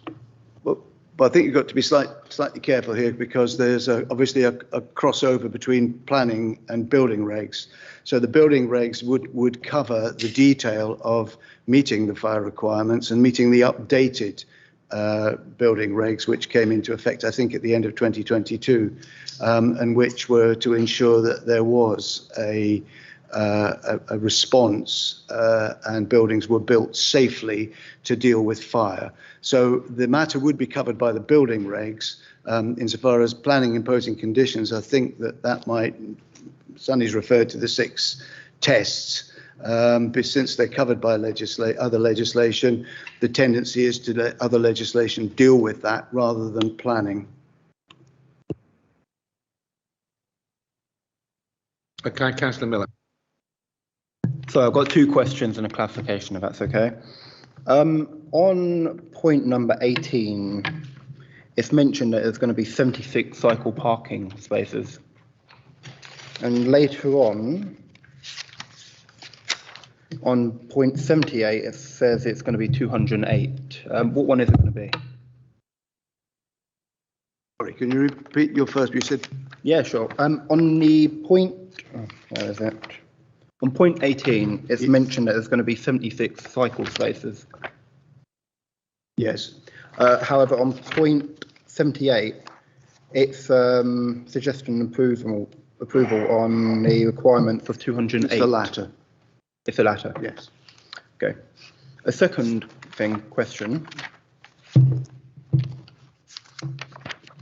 So the other previous planning applications, 080052, 1700709, 1701764, 2200211, and 2000281 have all required parking.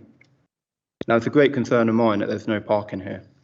Is there anything that's changed between them requiring parking and this one not? It's the same location, of course. Yes, well, that's correct. Well, the situation is that the applicant has chosen to go with a no parking scheme. That's been considered by the highway officer, who considers that the arrangements proposed are acceptable. It's a town centre location. It's sustainably located. And it's considered that the proposals to prefer cycle parking and encourage cycle parking and to encourage no car ownership or car usership rather than ownership was appropriate and acceptable in this case. And has there been any other developments in Luton of this size that have, trialled that?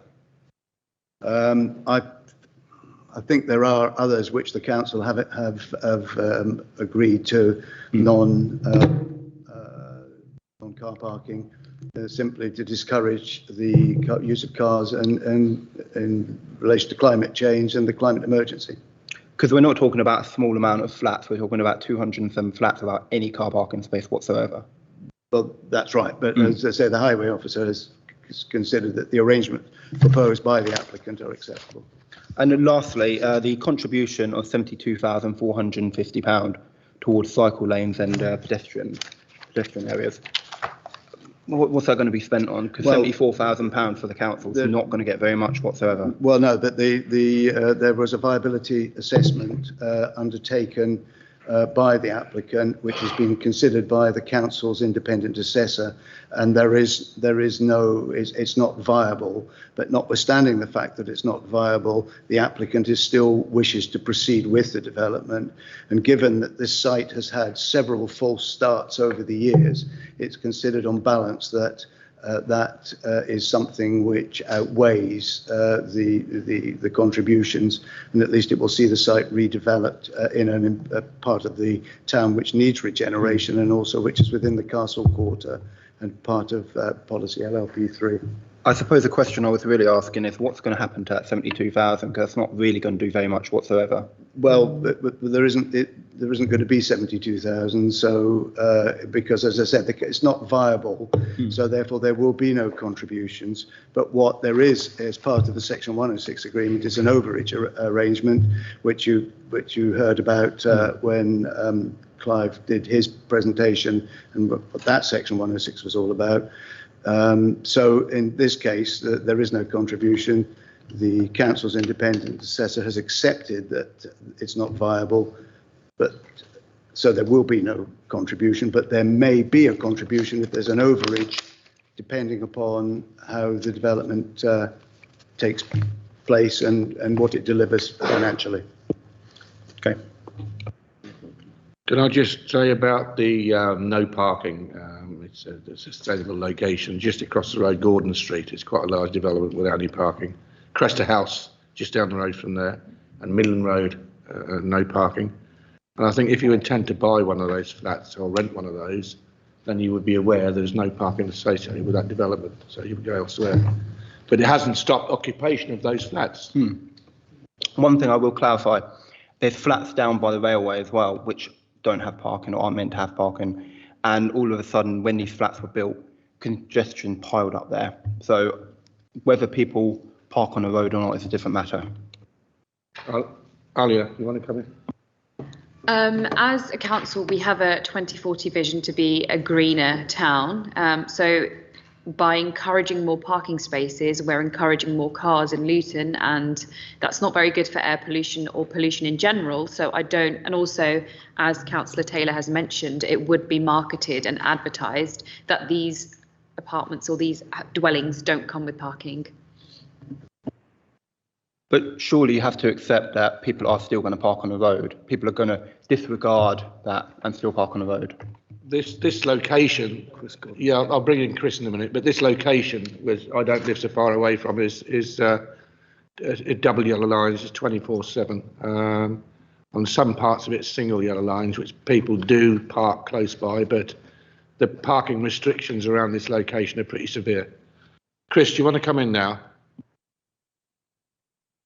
Yes, thank you, Chair. The engineers, highways. You pretty much made my point in that the town centre locations that we accept developments without parking generally have parking controls in place, and some of those are residence permit schemes, and new developments aren't eligible to be part of that parking scheme where they do exist.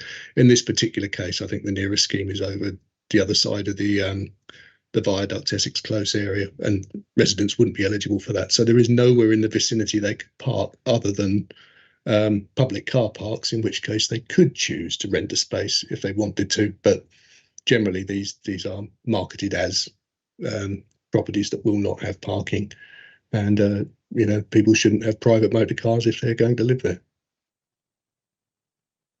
And when we get the car club up and running, with quite a few spaces in Vicarage Street, the electric car scheme, then that certainly would be available to them, and available to me as well.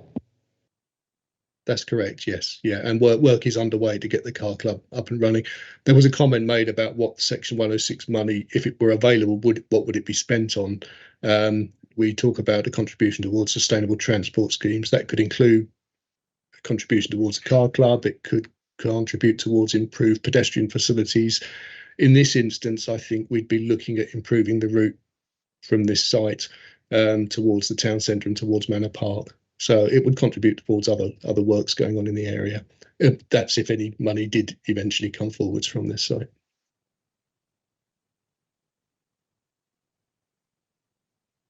Just on the back of what Chris Godden, our transport officer, has said, and also Councillor Khan.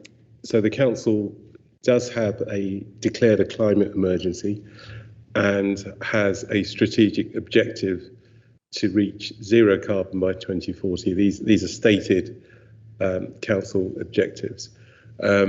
Also, members need to recognise the national policy framework, planning policy framework, the NPPF, which promotes sustainable transport as a primary consideration when we're considering planning applications. And studies have shown that schemes that have car parking attract car parking, whereas schemes that try and resist car parking actually changes people's behaviours and modes of travel. And this has been borne out by us as a council making several decisions over the last few years where we've restricted parking within the town centre, and we've recognised that the new occupants know when they're buying a flat or occupying a flat within the town centre, they won't have access to a car park, and they are absolutely fine with that. We're not aware of any flats that aren't being sold. We're not aware of anyone complaining to us they can't park their cars, and finally, we've tested our position on appeal, and since I've been here in the last 4 years, we haven't won a single appeal on grounds of lack of car parking. So the planning inspector absolutely adheres to the NPPF and recognises that we as a country should be promoting sustainable forms of travel. Thanks for that. Are there any further comments? No further comments, then we'll go to the recommendation, which is to approve, and I'll move approval, subject to the conditions. Seconded, Chair.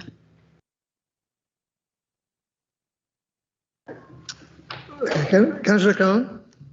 For. Councillor Ajisola? Councillor Bridget? For. Chowdhury? Councillor Baruch? Councillor Franks? For. Councillor Mead? For. Councillor Miller? Against. Councillor Raja? For. Councillor Steer? For. Councillor Taylor? 4. Then that's carried. Planning permission has been granted, subject to the conditions. Move on now to number 2 Main Avenue, page 31. Jonathan, it's your turn.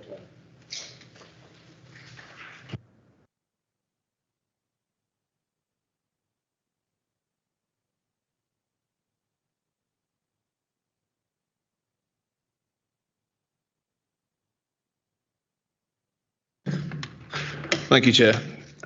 Evening, members. Item 8 relates to the erection of a 2-storey side, a single-storey rear, extension and front porch at 2 Main Avenue. This application was previously presented to the Development Management Committee on the 23rd of March due to a request from former Councillor Wahid Akbar for the application to be brought to committee if refusal was recommended.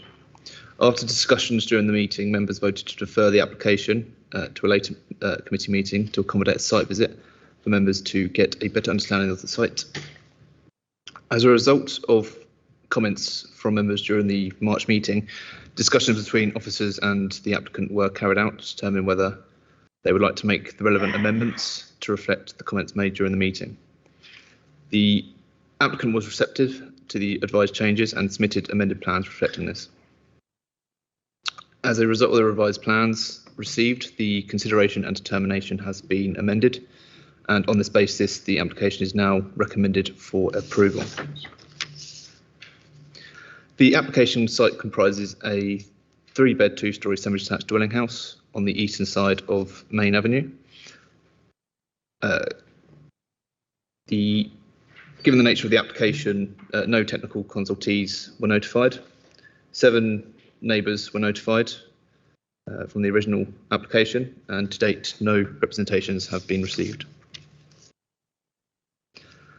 The proposed scheme would see the erection of a 2-storey side extension 3 metres in width, which would benefit from a 1 metre setback from the principal elevation of the original dwelling, including a hip roof form that would be set lower than the original roof form and would be consistent with the original hip design.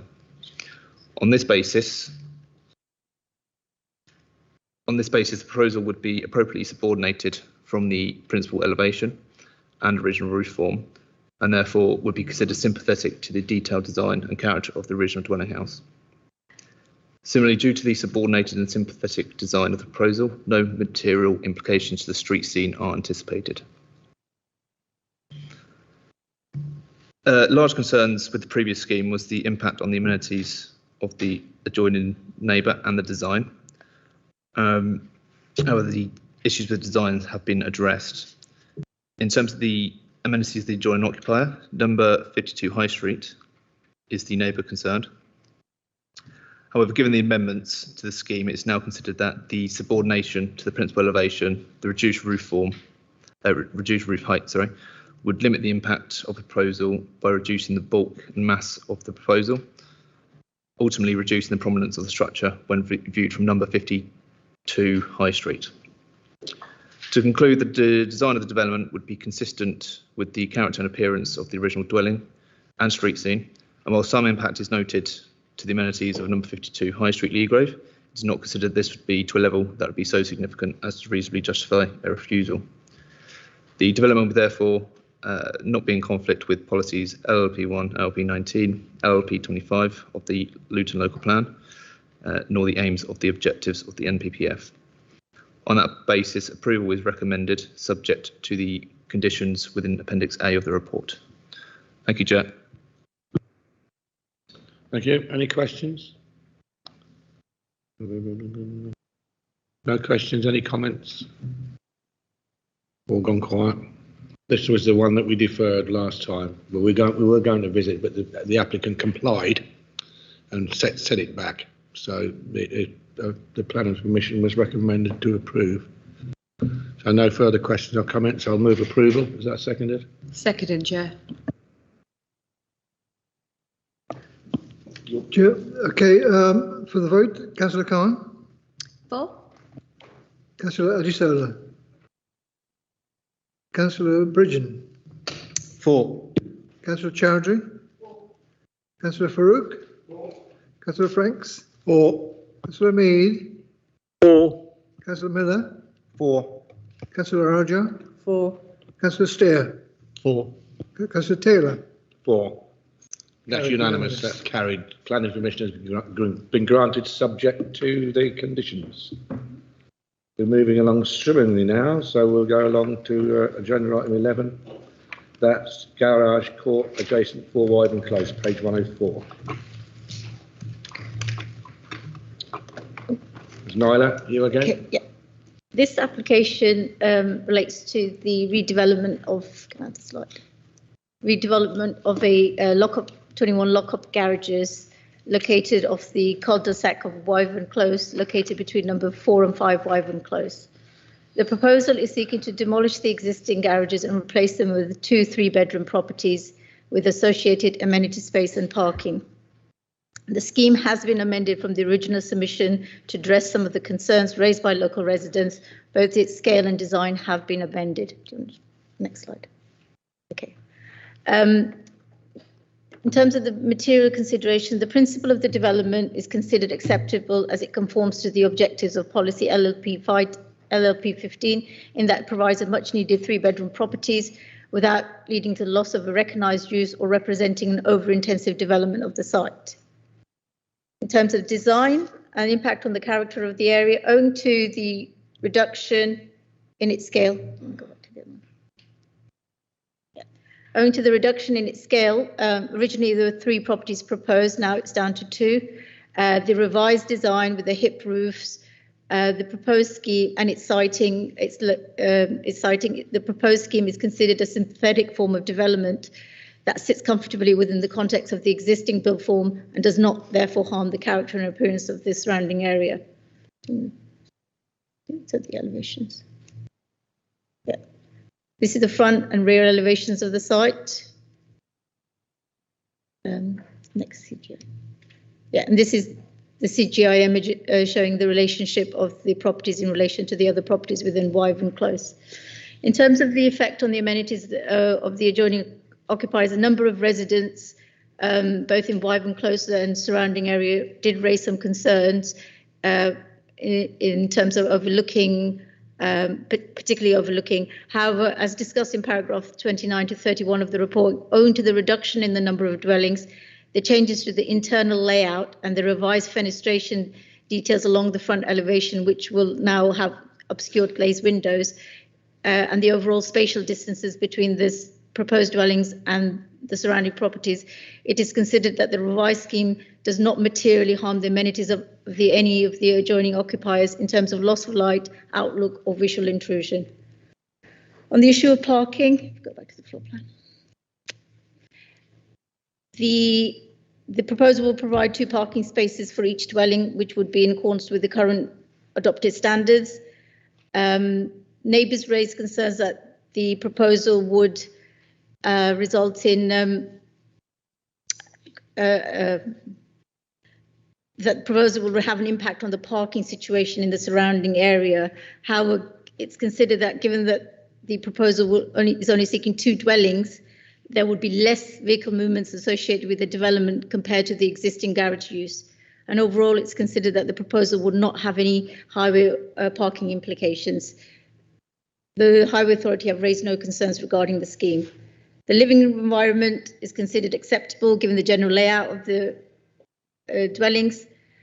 and the internal layout.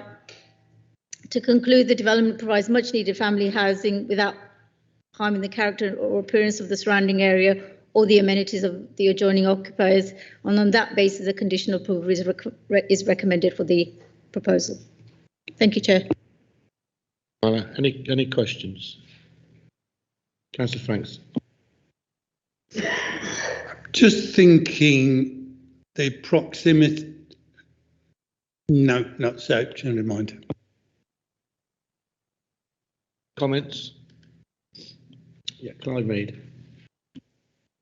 Thank you, Chair. I've got a question. How big are the back gardens? They meet current standards. So if you look at the report, I think they both meet the 90 square metres, which is what you require for the 3-bedroom properties. Okay.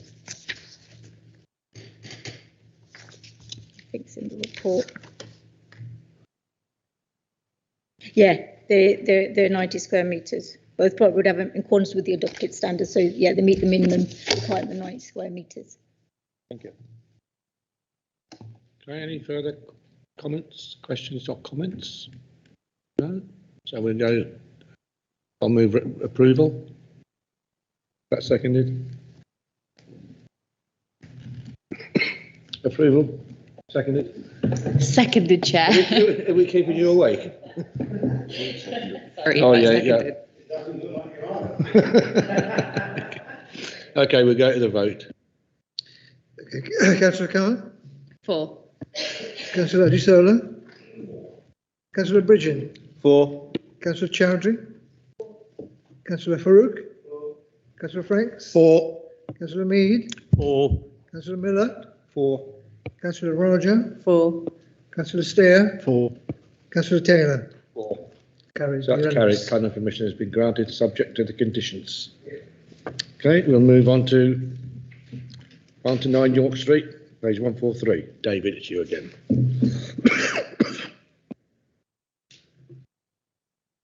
Thank you, Chair.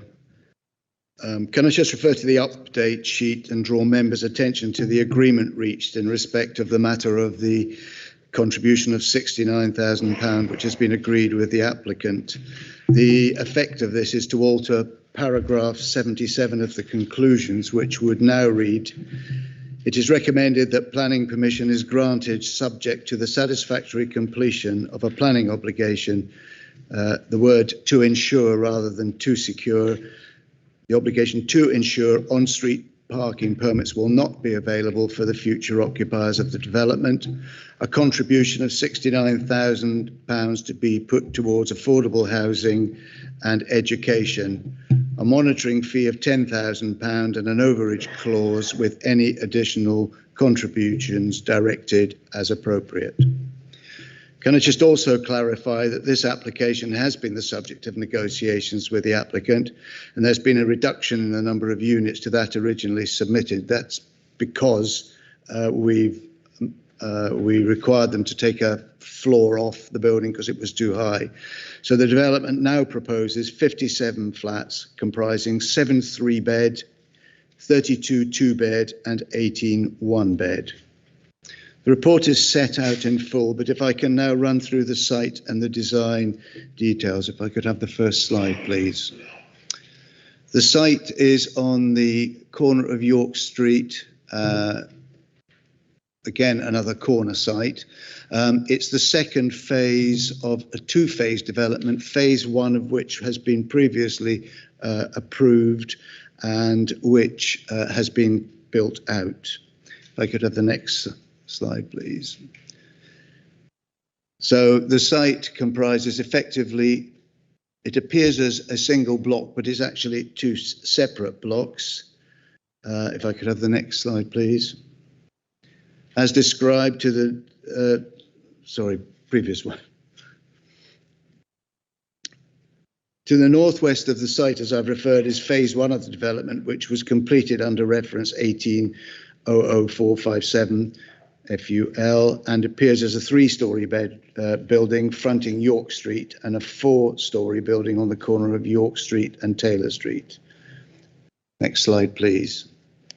These are typical floor plans of the 2 blocks. The site is located within a mixed-use area of industrial, commercial, educational and residential uses, which is comprised of predominantly 2- and 3-storey development. Next slide, please. This provides an indication of a design mix of phase 1 and phase 2. The bottom slide is probably a better indication of the mix between the two. On the right-hand side of that elevation, and the bottom elevation, is the development which is being completed, and on the left-hand side is the proposed development. The floor was taken off, and you can see that that has been reduced now to a 5-storey development. The upper slide shows the elevation round the corner in terms of, as I said at the outset, it's another corner site. Next slide, please. These are the elevations when viewed from the other parts of the site, from the northwest, the southwest, the west, and the north and south. The proposed development will generate a high town site and provide much needed new housing. The application site is within an area identified in the policies map of the Luton local plan as being within the strategic allocation for high town, and will provide regeneration of a site consistent with the policies of the local plan and the high town master plan. The site is currently used for the sale and hire of plant, and it's opposite a school and a community centre, and the development of the site as proposed would provide a appropriate way of dealing with that corner, and also in terms of its relationship with the adjoining uses. Thank you, Chair. Any questions? Any comments? So this one is very straightforward then. No comments, no questions. I'll move approval. Seconded. Go to the vote, please, Bert. Okay, Councillor Khan. For. Councillor Ajisola. Councillor Bridgen. For. Councillor Chowdhury. Councillor Farouk. For. Councillor Franks. For. Councillor Mead. For. Councillor Miller. For. Councillor Raja. For. Councillor Steer. For. Councillor Taylor. For. Carried, And Chair. that's Yeah. carried. Planning permission has been granted, subject to the conditions. So we go on to what is the last one tonight. That's the infrastructure funding report, page 169, which I think we've alluded to on most of the applications tonight. And this gives a bit more detail on what was actually collected. Sonny, are you going to do this one? Yes. If I can invite Mayor Lisa Harding she's from Capita, who's our consultants who helped prepare this report. So do you want to address the committee, Mayor Lisa? Hi, thanks, Sonny. Evening, everyone. I'll just draw your attention to the update report, which just notes in the infrastructure funding statement, just an update to the affordable housing requirement in Appendix 2. That's just a correction which will be amended in due course. So if I'll just take you through kind of the background and the main figures this year. If we can have the next slide, please. And the next. So yeah, this infrastructure funding statement for 2021-22, local authorities are required to produce the infrastructure funding statement on an annual basis as a result of changes of government legislation as required by the Community Infrastructure Levy from 2019. So this is all local authorities in receipt of developer contributions. The report provides a summary of all Section 106 agreements, income and expenditure across the relevant service areas. So the information included in this report is updated annually and published on the website. It brings the most up-to-date information on the developer contributions as you've noted, we've discussed in most of these applications tonight. And it is the third one to be produced by the council. So as I mentioned, it relates to the activity within the 2021-2022 financial year. So there is extensive data collation that has informed this report and helps the council identify trends in the Section 106 allocations as well as sort of unspent funds. It is the most up-to-date and robust data that is available at the time of publication, but there are some estimates, just as a caveat. Any given time, this can be subject to change. And it's possible that not all planning approvals with Section 106 agreements attached will be implemented. So next slide, please. The Section 106 then, as you are probably aware, is a planning obligation. It's a legal charge on land which aims to mitigate the impact of a development proposal. So the planning obligations can take the form of financial or in-kind contributions towards a range of infrastructure and supporting services within the borough. And in some cases, they can be both on-site provision or off-site contributions. They make unacceptable development acceptable, I guess, and the contribution should be directly related to and proportionate to the development.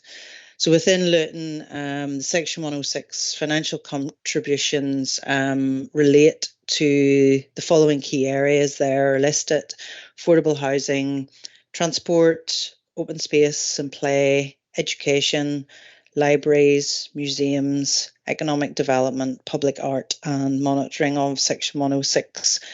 So we'll talk about sort of how those have been broken down, and once the Section 106 agreement has been signed, it is an obligation but will only be released if the planning permission is implemented and reaches the trigger point for payment, such as commencement or prior to occupation. So whatever is in the actual Section 106 agreement. Next slide, please.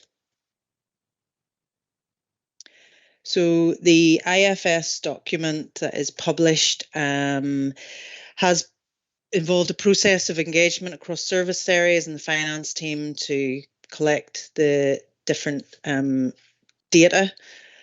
So the key information which is required from this IFS is Section 106 obligations and processes, sets context for that, agreements made, that's again within the financial year, contributions that have been agreed but not yet received. So that's, again, as I mentioned, it's agreements, so they may not yet have been collected or delivered.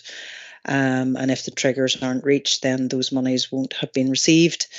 Then it also does cover Section 106 contributions received, both financial and non-financial.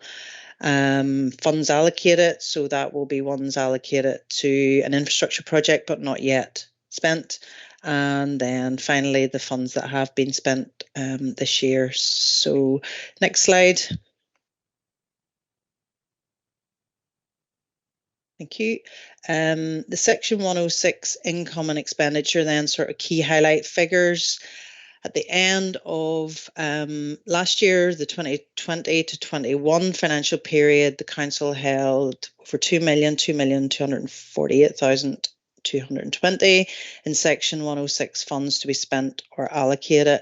So the balance at the end of the latest reporting period up to 2022 is just over 3.5 million, as you see the number. So a total of 1.8 million in Section 106 has been received this year, and over 550,162.80 pence of Section 106 funds were spent. So next slide, please. We'll look at the agreements that were signed. So again, you have the breakdown there. I won't go through all the individual numbers, but you can see the breakdown in the figures where the key areas were education and to bring a total of over 5 million, which 5,352,366 and 60 pence. Appendix 1 of the full report lists all the applications and the Section 106 funds agreed with that. So just a note at the bottom there actually doesn't apply. That has came in as a note rather than on the actual slide. So there were 10 Section 106 agreements that were made to contribute to the total over 5 million. There are also a number of non-monetary agreements, which again are listed in the report, and they include affordable housing and employment and skills, procurement and training. So the Section 106 income and expenditure, as I mentioned, again, the balance at the end of the financial year up to April 2022 is over 3 million. You can see the trend there in the graph for the income and expenditure. And without being misleading, the income obviously could be from previous years because that's dependent on those triggers. That's not the agreements, that's the actual income coming in. And then the expenditure, which 550,163.80 has been spent this year of the 1.8 million received. And if we just move on to the final slide, again, tracks back over the 3 years that we have produced this infrastructure funding statement. You can see the key headline figures there for the amount agreed, received and spent. And as I say, just to reiterate, those are for the financial periods. And, you know, hopefully you can see within the actual report itself sort of the breakdown of the applications and how they contribute to what's been agreed this year. But the ones that are received could be from previous years. Which takes me to the end of the presentation. If you have any questions. Thanks, Chair. Yeah, so I think my question is in relation to the Section 106 overage clauses, or conditions rather. If and when we start receiving additional funds from these overage conditions, are the additional funds going to be recorded and reported separately? Because it'd be useful to know how much additional funds we're going to get through that condition. And conversely, considering the case we had earlier today where developers request to renegotiate the Section 106 contributions due to an updated viability assessment report, how that also impacts the Section 106 funds that we predict to receive. Yeah, to pick up on your last point, that will be, I mean, what the figure that's agreed is, as I kind of mentioned there at the start, the caveat is this report is based on the information at the time. So if a Section 106 has been agreed, that will be reported this year, but the amount that is received, if that's this next reporting year or if that has been amended in year, that will be picked up. So in that sense, the document only reports what information is available at the time, but it will certainly be picked up if there is negotiation on the Section 106 in terms of what's actually received once the trigger kicks in. And on the first point, I may need Sonny to pick up on that one.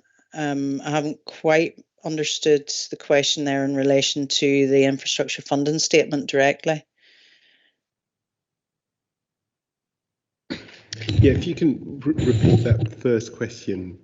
Yeah, so in relation to the standard condition that we include in relation to where there's an overage for the Section 106 contributions following a further viability assessment when the properties are being marketed, are those increased funds also going to be kind of reported separately? It'd be useful to see how much additional we're getting in Section 106 contributions as a result of that condition, and like I said earlier, likewise how much we're losing as and when developers do come back to us and ask to renegotiate.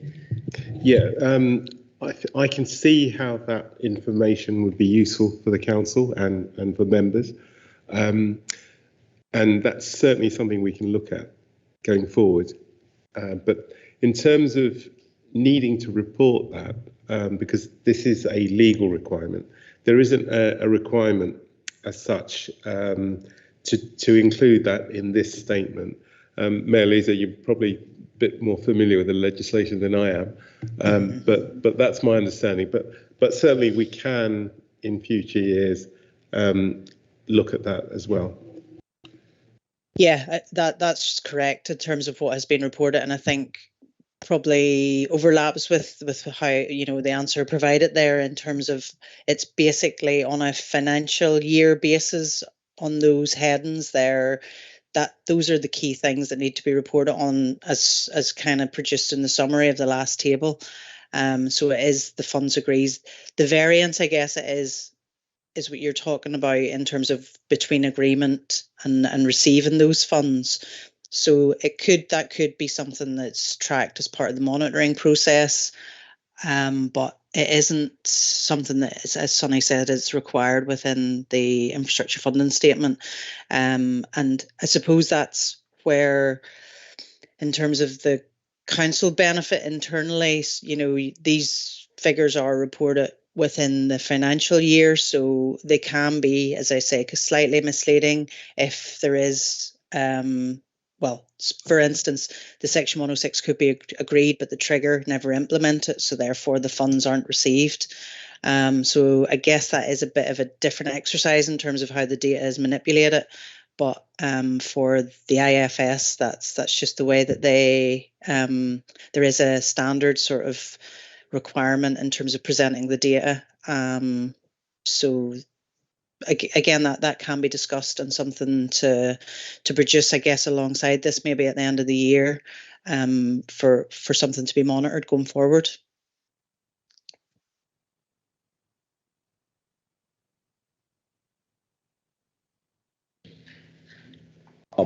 Since it includes figures, I'm just going to quickly ask if I think the report has been produced internally, if I may assume, by the council itself. Is there an internal mechanism for the auditing of it to verify the figures?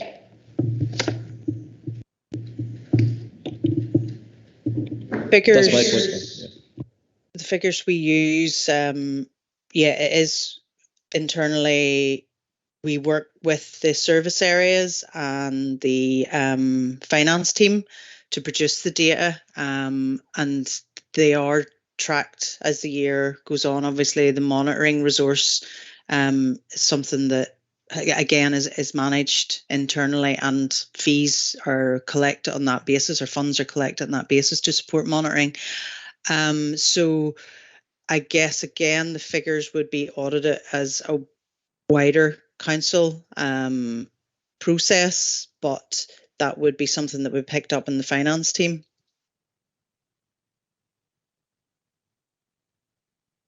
Any further questions? That's just a reminder that the planning permission needs to be implemented. Buildings need to be built before we can claim the money. And there's quite a few extant claims at the moment out there that have not been built yet. Okay. Thank you very much for that. Thanks, and Chair. that being the extent of the business, it's just for noting anyway. Did you want to say anything, Sonny? Yes, it's for noting and your agreement that we can publish this on our website with the updated amendment. Happy to do that. We don't need to vote on it. Just nod. Yeah, that's fine. Okay. So that's agreed, Chair? Agreed. And that's the end of the business tonight. Thank you very much for your attendance, and hopefully we'll meet again later this month without a bit less on the agenda, Sonny. Yeah, I think we'll make sure of that, won't we? Thank you very much. Good night.